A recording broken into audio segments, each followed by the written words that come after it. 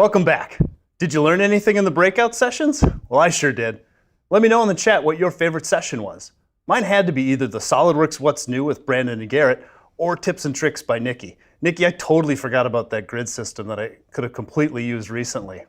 Now remember, every session was recorded, so you can go back and watch them all. They'll also wind up being posted on our website, so if you have coworkers that could benefit from seeing them, keep an eye out there. They'll be posted shortly. In our final session today, we've got a couple of fun and informative interviews lined up. We'll hear from Guy at PTI Tech that does some interesting injection molding of both polymers and metals, as well as Rachel, who works for Solid Professor, the on-demand resource for online engineering training. And finally, we'll wrap up giving away some of those awesome prizes, including that Formlabs 3D printer. Up next, she's a content solution architect at Solid Professor, where she works tirelessly to add and enhance video-based training content on a wide range of engineering topics. Now, prior to joining Solid Professor, she spent about a dozen years working in the SolidWorks channel, with the bulk of that time specializing in training. She's passionate about the learning process and maximizing productivity through training. Rachel Jones. Rachel, thanks for joining us. It's really good to be here, Tim. Thank you so much. No, definitely. Can you give us a little overview of Solid Professor? What is it? What's it for, and why is it better than other offerings out there? I'm happy to. For everyone watching with us today, Solid Professor is for them. As Dale mentioned this morning, Solid Professor is an online video learning tool and a go-to platform curated for the engineering community. Whether you're looking to get started learning a new tool, need to refresh on some existing knowledge you have, or go deeper into a specific topic, there's really something for everybody to grab and learn. Now, is it 100% SolidWorks content? Actually, Solid Professor is not just about SolidWorks. There's also content, theory content like principles of FEA, 3D spatial visualization, for example. There's also learning content on GD&T and lots of other engineering-related tools. We know there's other video learning tool platforms out there, of course, like YouTube. And as we all know, absolutely anyone can post a video on YouTube. So what sets Solid Professor apart is that our learning is developed by subject matter experts. They're certified and well-versed in practical application of the tools, so our customers can be confident in the quality of learning that they're going to consume. That's cool. I hear you have some exciting new classes in the works. Can you share a little bit about what they are and why you've created them? Yeah, I'll share a few of my recent favorites. And this past year, for example, we built a SolidWorks CAD admin course. Very cool. That CAD admin position is often overlooked, but a real key to successful CAD implementation. In fact, I know our most successful customers have a position dedicated to that. This is going to be a great addition to really get them up to speed fast. Absolutely. We know that every company really needs to have a CAD admin to be a central source of information. And so this course teaches CAD admins how to implement standards, guide their users towards best practices and consistency of design, and really become a resource for troubleshooting CAD hardware and software issues. It really is a huge win to add this one to our library. Another great course we built is Troubleshooting SolidWorks Simulation. It focuses on teaching users how to overcome errors and apply troubleshooting tools to be able to resolve issues and get back to interpreting the results that impact their designs. Nice. I spent a lot of time in my career troubleshooting SolidWorks simulation and had to learn the hard way. If we can circumvent that learning curve for some new users, that's going to keep them more productive and really put them in a great spot. Another big win was creating content for users of tools within the SolidWorks family alongside, or the SolidWorks tools that are follow alongside the SolidWorks family. But a lot of times these people don't have a lot of SolidWorks CAD modeling background. So to help them out, we created targeted lesson collections for both electrical 3D and CAM users to be able to learn SolidWorks quickly. That way they can fast track using the tool that they need with having the right amount of knowledge inside of SolidWorks. So they're kind of taking a shortcut as opposed to the conventional pathway for designers. Yep, absolutely. A nice way to get started in the tool that they're using. And as SolidWorks, of course, continues to build tools in the 3D Experience platform, which they are and they will, we are building our 3D Experience learning library as well. We have content geared towards getting you started and set up for success in the platform. Definitely a place to go check out. How does Solid Professor come up with new ideas for courses? Well, one way is that we're always partnering with product and technical support teams to understand the questions that users are asking and the problems that they're trying to solve. And we use that information to inform the types and the depth of content to build for our customers. So Rachel, there's live instructor-led training options and then also on-demand video-based training offerings. Which one's best for me and why do we have these multiple modes? Tim, I'm so glad you asked because that's really one of my favorite things to talk about. The answer is both. Both are great, and putting them together leads to accelerated learning. When our users put the training and services from Hawkridge alongside with the learning available from Solid Professor, they're moving themselves to the next level. Can you give me an example of how they might use both modes? Sure. Imagine you're getting ready to take an instructor-led course from Hawkridge, like surface modeling, and you've taken the prerequisite advanced part modeling course, but you want to spend some time reviewing drawing splines or refreshing on multi-body techniques beforehand.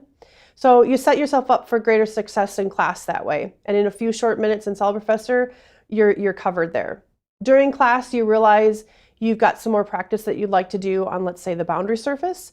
And so you practice a bit inside of Solid Professor in between your instructor-led sessions.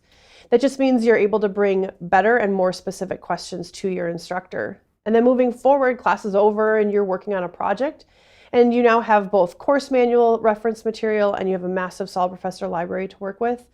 And then, so you can lean on those if you need to refresh on, say, something like curvature settings or advanced filleting options that are really integral to your project. By putting different learning modes together, ultimately it's going to lead to deeper learning. And we've seen companies doing the same thing. Great strides have been made when they're putting Solid Professor alongside Hawkridge training with new employee or engineering onboarding, and they're able to follow up then with successful SolidWorks certifications, and the result is a strong and really well-grounded engineering team. So kind of just like when I was in college, how we had instructor-led lecture time, self-study, and even lab time in some cases. I know that those multiple modes of learning really just allow the users to grasp the lessons and retain them much better. Absolutely, and I know that we all have preferred learning and practice methods. The reality is that we learn best when we're able to have a mix of those multiple modes to help solidify the tools and concepts that we need to really do our jobs well. Awesome. One last question. How do I get access to Solid Professor?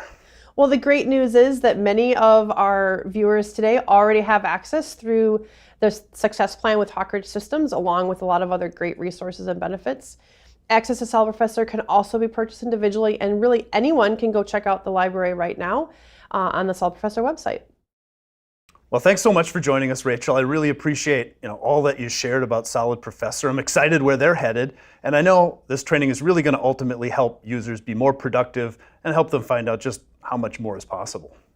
Super exciting. Thanks for having me, Tim. You bet. Talk soon. Yeah. Let's hear from another sponsor, DriveWorks. Automate your design to manufacture process and sell digitally using DriveWorks software.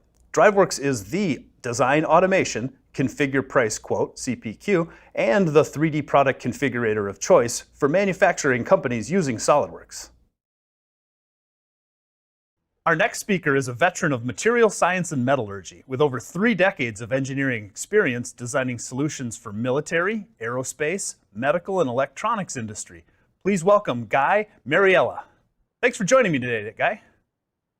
Yes, hi, how are you? I'm doing great. I'm doing great. So happy to have you here join our Design to Manufacturing conference. Let's get right into it. Can you share a little bit about PTI Tech, the company you work for, and the kind of work that you do? Sure. PTI Tech, we're here in beautiful downtown Clifton, New Jersey, and we are a metal injection molding house, a plastic injection molding house, and an additive manufacturing house as well. So we get involved in metal parts, engineered polymer parts, and also additive manufactured parts. Oh, that's awesome. How different are those processes? Polymer injection, metal injection, and 3D printing? So metal injection molding uses metal powders, fine metal powders that are incorporated into a binder, and that binder is squirted into a die. And we then remove the binder and we sinter the metals in high temperature furnaces to form a fully dense metal part. The additive manufacturing side of things, we use also metal powders, and those metal powders are also incorporated with a binder, and depending upon how which process is utilized, the metal powders in the binder are formed in layers into complex shapes, and then those complex shapes are debound and sintered in a high temperature furnaces to make the complex metal shapes.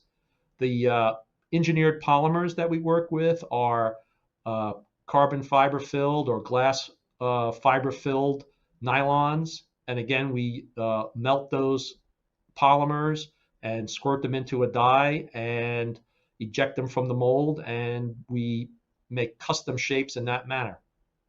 It kind of sounds like the metal injection and the polymer injection are somewhat similar, but the metal injection has a few additional treatments to remove all of the extra items that allows for moldability, and then the sintering process, of course.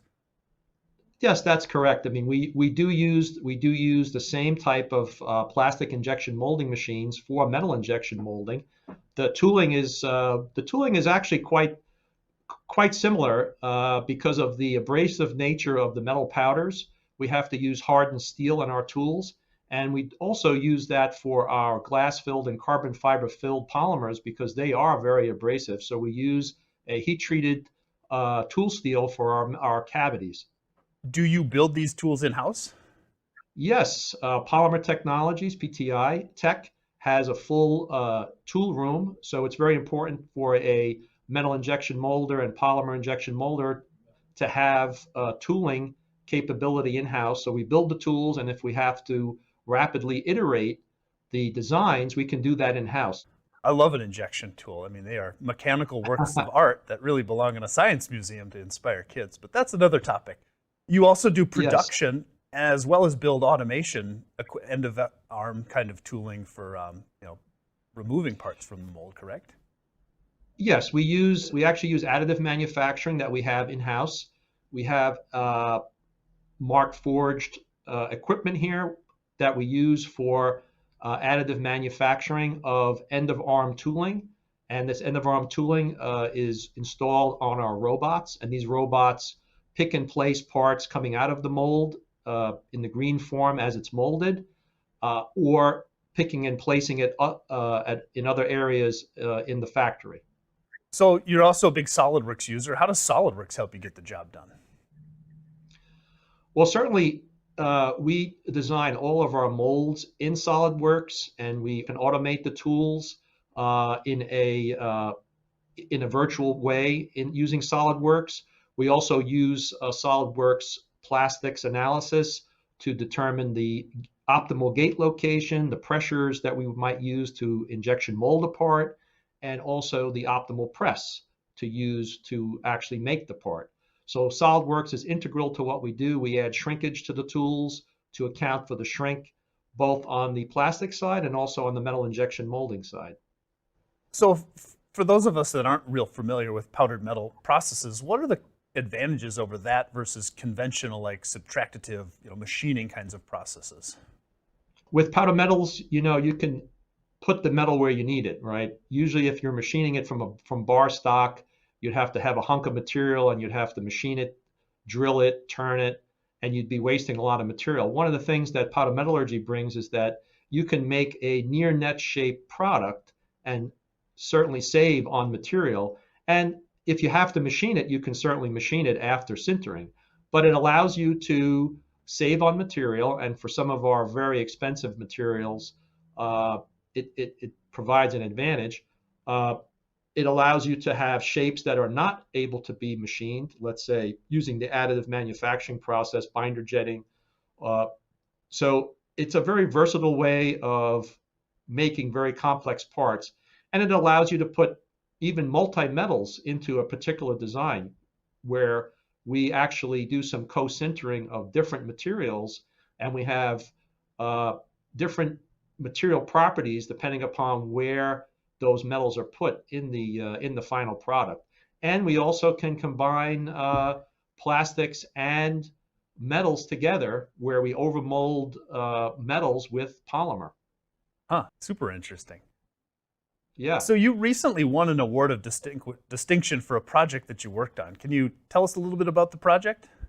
Yes. So we were during COVID-19, there was quite a lot of disinfectants that were being used, all around the world. I bet. And certainly high touch public areas were of major focus. So people were spraying the panels of the elevator panels with disinfectant. And these disinfectants, while killing the COVID-19 virus, also killed the polycarbonate overmold that was holding the buttons in the panel. So buttons were falling out of the elevator buttons. elevator panel. So our client came to us asking for an all metal design where it was originally an overmolded polymer design. So we had to iterate the design using binder jetting, additive manufacturing, and binder jetting to quickly iterate designs for the client. One of the design features that we had to work on was the flexing tabs at the end of this part that had been used to assemble it in the electronics that were in the panel. So we had to iterate the sizes, iterate the thicknesses, and we did that using binder jetting to allow us to quickly iterate before we made the tool. So it's a very powerful tool to get the designs up and running very quickly. So Guy, can you tell the audience a little bit about what binder jet 3D metal printing is all about, kind of from a high level? How does that work? Sure. It's similar to metal injection molding in as much as I have a metal powder. So we have very fine metal powders.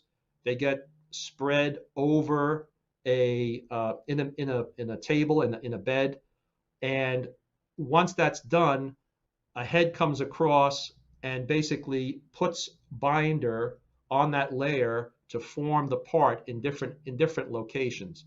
And this is iterated X number of times until you have a fully formed part.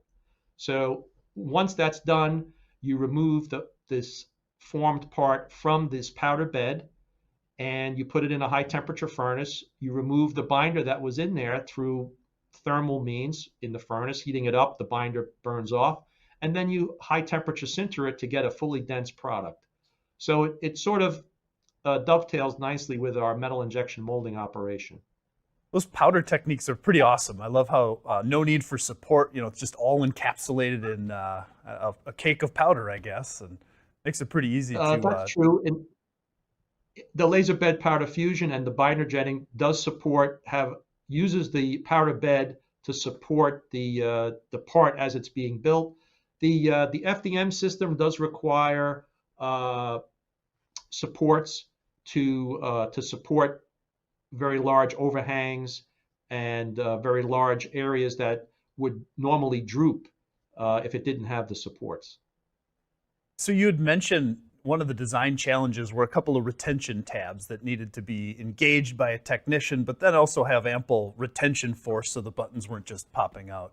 How did you iterate on that? I mean, did you print one by one and test it? Did you just, because of the ease of 3D printing, print out 5-10 different options and test those? We used a binder jetting system to binder jet a number of different iterations, both in terms of the length of the flexing arms and the thickness of the flexing arms, and we iterated them a number of different ways, a number of different configurations until we found the sweet spot for the client.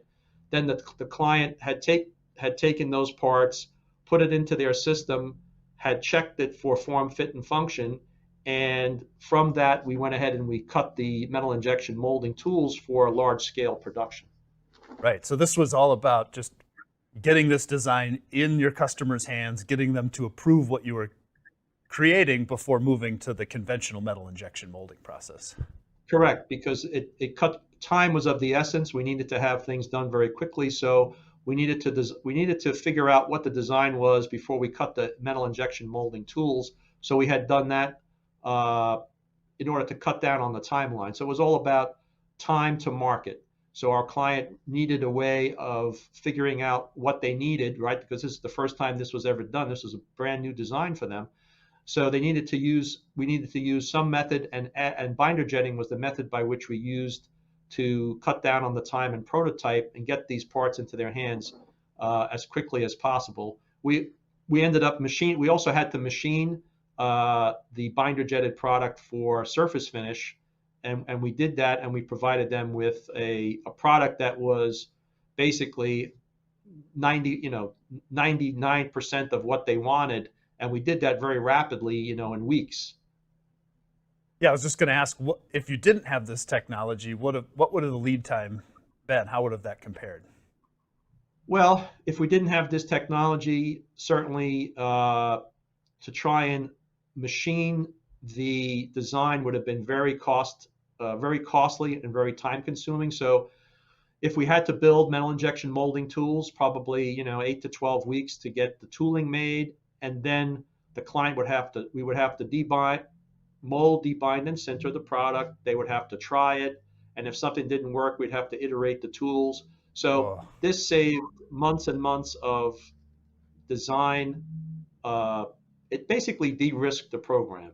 That's what it comes down to. You de-risk your designs by using this additive manufacturing, and can dovetail quickly into our metal injection molding production mode uh, very quickly. how do you think this technology will help you in the future? Well, certainly the additive manufacturing allows us to quickly iterate designs and get let's say, our clients an answer very quickly for some of their large scale production requirements. It allows us to cut our tools or cut down on the amount of design iterations of our tools, obviously. So that saves us cost, saves us time. Uh, Certainly, SolidWorks and doing virtual analysis of the molding process using the SolidWorks plastics, let's say, also helps us to cut down on the design time, gives us the ability to have confidence in the designs before we actually make them. Mitigating risk, reduced lead times, increased confidence. That's got to put you in a nice spot. Yeah, I mean, these are the type of things that we try to use to bring value to our clients. So this is something that they come to PTI for.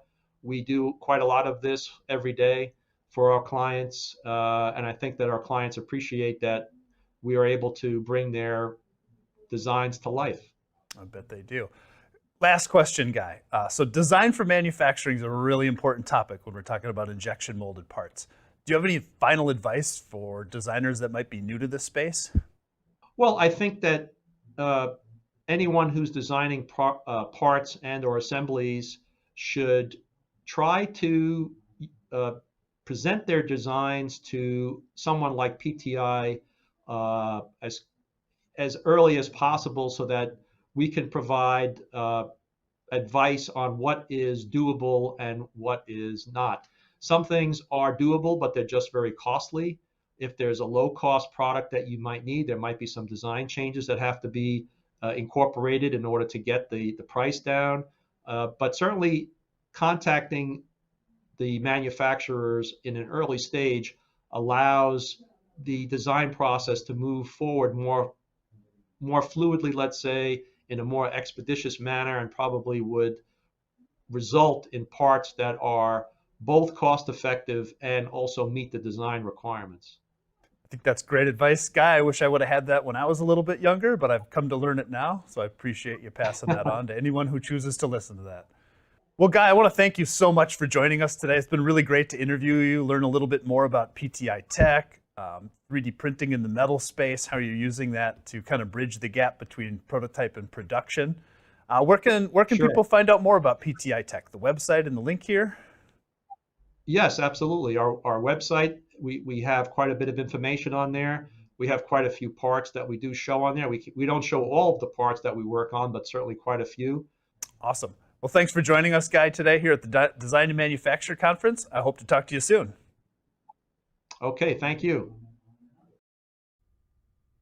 All right, let's hear a quick word from our final sponsor, Formlabs. Formlabs is expanding access to digital fabrication so that anyone can make anything. Through continuous commitment to innovation, Formlabs has become the largest supplier of professional stereolithography, SLA, and selective laser sintering, SLS, 3D printers in the world. Be sure to check out the breakout session from this morning on the Fuse 1 Plus 30 watt. All right, my favorite time to give away some prizes. So first up, we've got the Creality Laser Engraver, and congratulations to Stephen Chester, you just won the laser engraver. And next up, we're going to be giving away the Smart Robotic Arm Kit. And that's going to you, Michael Edwards. It's your lucky day. Enjoy. We've also got the One Mobile Gaming Controller, and that's going to you, Ben Markowski. Congrats. Up next, Anna Laura Peters, you just won a Razer Kaio Pro webcam. I hope you enjoy. And then finally, we're giving away the grand prize, and that's the Formlabs Form 3 SLA 3D printer, the complete kit. And I'm so jealous, Patrick Kelly, you win. We'd love to see a photo of you putting the Form 3 to use. I really hope you enjoy the printer. Congratulations. And that's it. We've reached the end of our day. I want to thank everyone for joining us. It was an exciting show. It's always so fun to chat with customers, learn more about what they do, learn about the tools you're using today, and learn about tools that maybe you don't have yet and maybe there's a use for. There's a quick reminder, all sessions were recorded, so please share with friends. We'd love to get as much mileage as we could out of them. This year's theme was More is Possible, and I truly hope you found a few new possibilities with us today. So thanks again for spending the day with us, and we will see you next time.